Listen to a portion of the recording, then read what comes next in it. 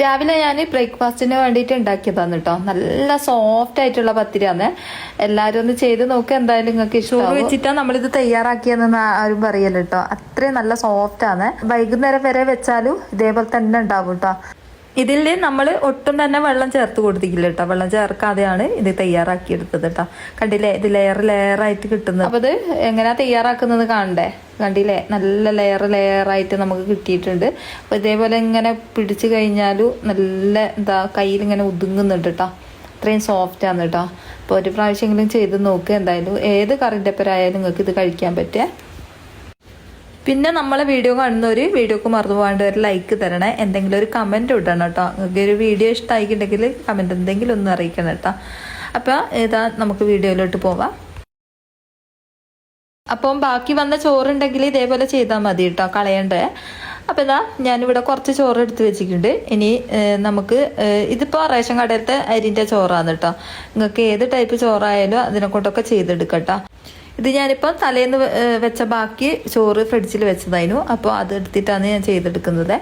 അപ്പോൾ ആദ്യം തന്നെ നമുക്ക് മിക്സിൻ്റെ ജാറിലേക്ക് ഒരു കോഴിമുട്ട പൊട്ടിച്ചൊഴിച്ച് കൊടുക്കുക. പിന്നെ നിങ്ങൾക്ക് കുറേയൊക്കെ വേണമെങ്കിൽ 2-3 മുട്ടയൊക്കെ എടുക്കട്ടോ.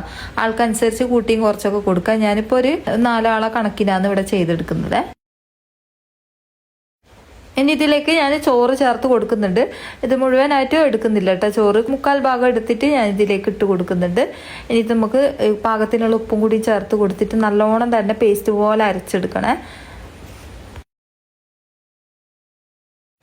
പാകത്തിനുള്ള ഉപ്പ് ചേർത്ത് കൊടുത്തിട്ട് ഇനി ഇത് നല്ലോണം തന്നെ പേസ്റ്റ് പോലെ അരച്ചെടുക്കുക. ഇതിൽ ഒട്ടും തന്നെ വെള്ളം ചേർത്ത് കൊടുക്കേണ്ട ആവശ്യമില്ല കേട്ടോ. ആ ഒരു മുട്ടൻ്റെ അകത്ത് തന്നെ നല്ലോണം തന്നെ അടിഞ്ഞു വന്നോളേ.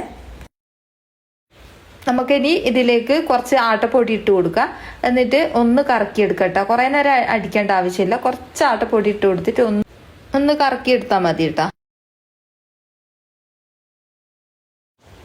അപ്പോൾ ഇത് കുറേ നേരം അടിക്കേണ്ട ആവശ്യമില്ല കേട്ടോ. ഒന്ന് കറക്കിയിട്ട് നമുക്ക് ഈ ഒരു പാത്രത്തിലേക്ക് മാറ്റി കൊടുക്കുക. മുഴുവനായിട്ട് ഇതിലേക്ക് ഇട്ട് കൊടുക്കുക.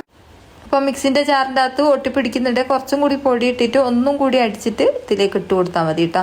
ഞാൻ അങ്ങനെ ചെയ്തതാണ് കേട്ടോ. അപ്പോൾ ഇതാ മുഴുവനായിട്ട് നമ്മൾ ഇതിലേക്ക് ഇട്ട് കൊടുത്തിട്ടുണ്ട്. ഇനി കൈവച്ചിട്ട് നല്ലോണം തന്നെ കുഴച്ചെടുക്കുക. ഇത് ഒട്ടിപ്പിടിക്കുന്നുണ്ട്, കുറച്ചും കൂടി പൊടി ഇട്ട് കൊടുത്താൽ മതി. നിങ്ങൾക്ക് ആട്ടപ്പൊടി വേണ്ടെങ്കിൽ കുറച്ച് മൈദയും ഇട്ട് കൊടുത്തിട്ട് അങ്ങനെ ചെയ്താൽ മതി കേട്ടോ. ഞാനിപ്പോൾ ഇതിലേക്ക് കുറച്ച് മൈദപ്പൊടിയും കൂടി ഇട്ട് കൊടുക്കുന്നുണ്ട്. ഞാൻ ഇതിലേക്കില്ലേ ഒരു കപ്പ് മൈദയും കൂടി ഞാൻ ഇതിലേക്ക് ചേർത്ത് കൊടുത്തിട്ട് നല്ലോണം തന്നെ കൈവച്ചിട്ട് കുഴച്ചെടുക്കുന്നുണ്ട്. അപ്പം പൊടി കൂടി പോവേണ്ട കേട്ടോ. അപ്പം വെള്ളത്തിൻ്റെ അളവ് കുറഞ്ഞു പോവും. പിന്നെ നിങ്ങൾക്ക് വെള്ളത്തിൻ്റെ അളവ് കുറഞ്ഞാലും കുഴപ്പമില്ല. റേഷൻ വെള്ളം ചേർത്ത് കൊടുത്തിട്ട് അങ്ങനെ കുഴച്ചെടുത്താൽ മതി. ഞാൻ ഇതിലൊട്ടും തന്നെ വെള്ളം ചേർത്ത് കൊടുത്തിട്ടില്ല കേട്ടോ. ഞാൻ ഈ ഒരു ചോറിൻ്റെയോ ആ ഒരു മുട്ടൻ്റെയോ മിക്സിൻ്റെ അകത്താണ് ഞാൻ ഇതിപ്പോൾ നല്ലോണം തന്നെ കുഴച്ചെടുത്തത് കേട്ടോ. നല്ലോണം തന്നെ മിക്സ് ആക്കിയിട്ട് കുഴച്ച് കൊടുക്കുക. നല്ല സോഫ്റ്റ് ആവണം കേട്ടോ, എന്നാലാണ് കറക്റ്റായിട്ട് നമുക്ക് കിട്ടുക. അപ്പോൾ ഇതാ നല്ലോണം തന്നെ ഞാൻ സോഫ്റ്റ് ആക്കി കുഴച്ചിട്ടുണ്ട്. ഇനി നമുക്കിത് ഉരുളകളാക്കി മാറ്റണം. കൈൻ്റെ അടിയിൽ കുറച്ച് ഓയിൽ തടവി കൊടുക്കുക. എന്നിട്ട് നല്ലോണം സോഫ്റ്റ് ആക്കിയിട്ട് കുഴച്ചെടുക്കട്ടെ. ഇതേപോലെ തന്നെ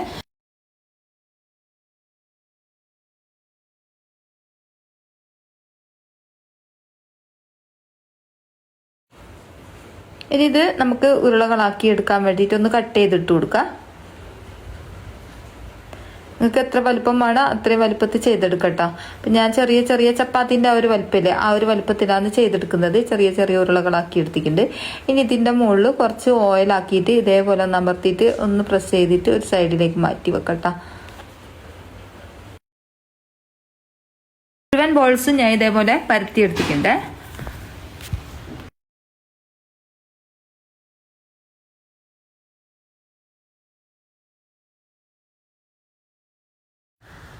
അപ്പോൾ ഇതാ മുഴുവനായിട്ട് ഞാൻ ഇതൊരു പ്ലേറ്റിലേക്ക് മാറ്റി കൊടുത്തിട്ടുണ്ട്. ഇനി നമുക്ക് അടിഭാഗത്ത് ആദ്യം ചെയ്തത് നമുക്ക് പരത്തിയെടുക്കാം.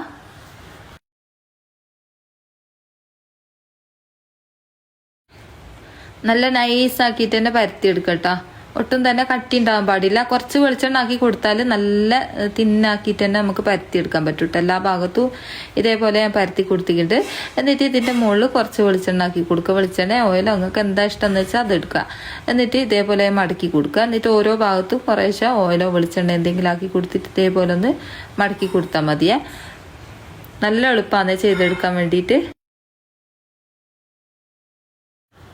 ഞാനിവിടെ ഒന്നും കൂടി പരത്തിയിട്ട് കാണിച്ചു തരാം എങ്ങനെയുണ്ട് ഇത്. ഇപ്പോൾ നമ്മളിതില്ലേ ഇതേപോലത്തെ ഉരുള എടുത്ത് ഇടുന്ന സമയത്ത് പരത്തുന്നതിന് മുമ്പ് ആദ്യം ചെയ്തതൊക്കെ എടുത്തിട്ട് പരത്താൻ ശ്രദ്ധിക്കുക കേട്ടോ. എന്നാലാണ് നല്ലോണം വലിഞ്ഞു വരിക.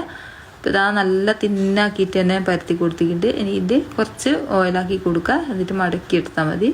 അങ്ങനെ മടക്കാൻ എല്ലാവർക്കും അറിയാമല്ലോ, വലിയ പാടൊന്നുമില്ല.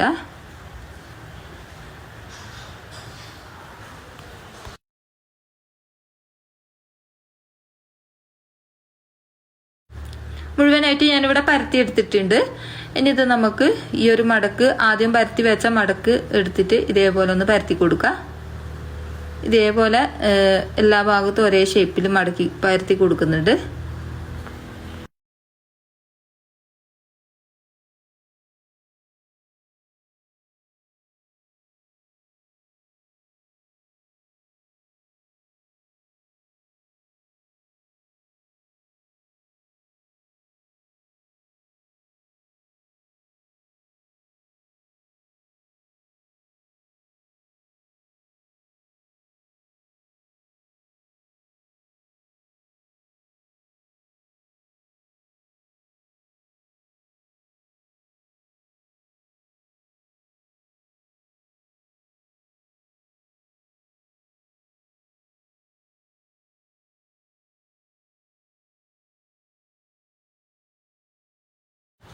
രണ്ടാമത്തതും കൂടെ ഇതേപോലെ ഞാൻ പരത്തി എടുത്തിട്ടുണ്ട്.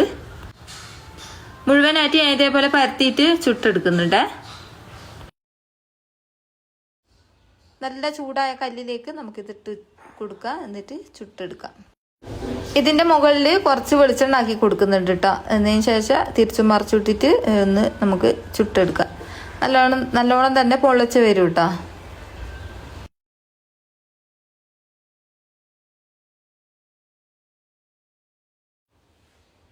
ഇതാ ബാക്കി പത്തിരിയും കൂടി ഇതേപോലെ തന്നെ ഇട്ടിട്ട് ചുട്ടെടുക്കാം.